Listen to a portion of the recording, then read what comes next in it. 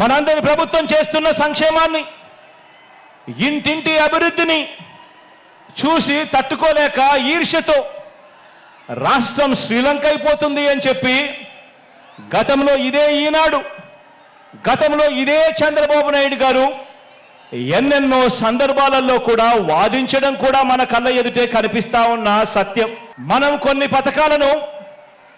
మనం అమలు చేస్తా ఉన్న కొన్ని పథకాలను ఎట్టి పరిస్థితిలోనూ కొనసాగాల్సిందే. 2024 ఎన్నికల తర్వాత కూడా మనం అమలు చేస్తా ఉన్న కొన్ని పథకాలను ఎట్టి పరిస్థితుల్లోనూ కూడా కొనసాగాల్సిందే. ఉదాహరణకు అలాంటి 8 పథకాలు మీ అందరికీ కూడా ఇప్పుడు చెప్తాను. 66 లక్షల మంది పెన్షన్లకు 66 లక్షల మంది పెన్షన్లకు మన ప్రభుత్వం ఖర్చు చేస్తా ఉన్నది దాదాపుగా 24,000 కోట్లు. ఉచిత విద్యుత్కు, రైతన్నలకు ఇచ్చే ఉచిత విద్యుత్కు మన ప్రభుత్వం ఖర్చు చేస్తా ఉన్నది 11,000 కోట్లు. సబ్సిడీ కింద బియ్యం ఇచ్చేందుకు మన ప్రభుత్వం ఖర్చు చేస్తా ఉన్నది మరో 4,600 కోట్లు.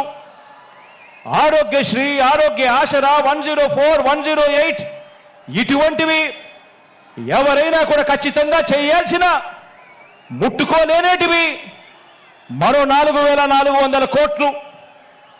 పూర్తి ఫీజు రీయింబర్స్మెంట్ కింద మీ జగనన్న ఇస్తా ఉన్న విద్యా దీవెన, వసతి దీవెన కింద మరో 5,000 కోట్లు. సంపూర్ణ పోషణం కింద 2,200 కోట్లు. గోరు ముద్ద కింద మరో 1,900 కోట్లు. కేవలం ఈ 8 పథకాలకే. అంటే ఎట్టి పరిస్థితుల్లోనూ కూడా వీటిని టచ్ కూడా ఎవరు చేయలేరు. ఇటువంటి 8 పథకాలకే ఖర్చు మరో 52,700 కోట్ల రూపాయలు. ఇవి ఖచ్చితంగా ఎవరైనా కూడా చేయాల్సిందే.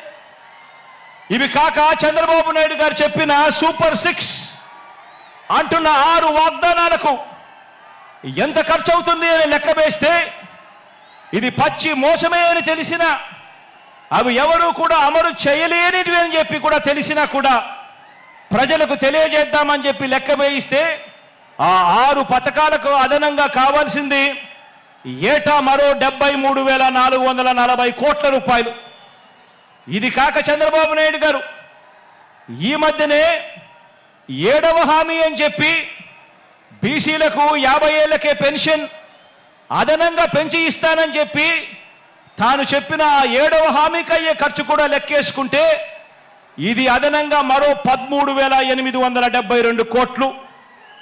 అంటే చంద్రబాబు నాయుడు గారు చెప్పిన 6 6లు, చంద్రబాబు నాయుడు గారు చెప్పిన 6 పథకాలకు ఈ 7వ పథకానికి ఈ రెండు కలిపితే 87,312 కోట్లు.